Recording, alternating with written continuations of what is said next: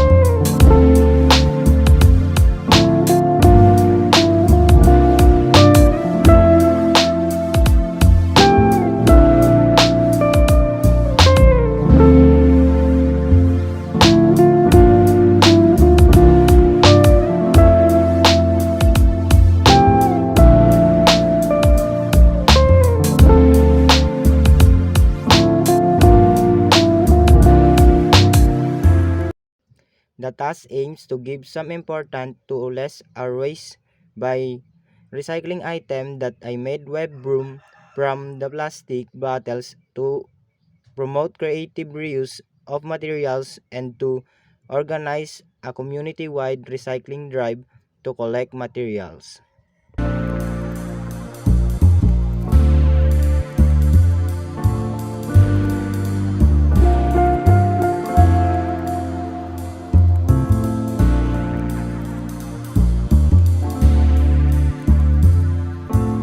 The purpose of this proper way of waste management is to separate the biodegradable and non-biodegradable that can help our land for less waste on the landfills, and provide educational materials and workshop on proper waste management practices, and fostered community involvement and promote environmental awareness.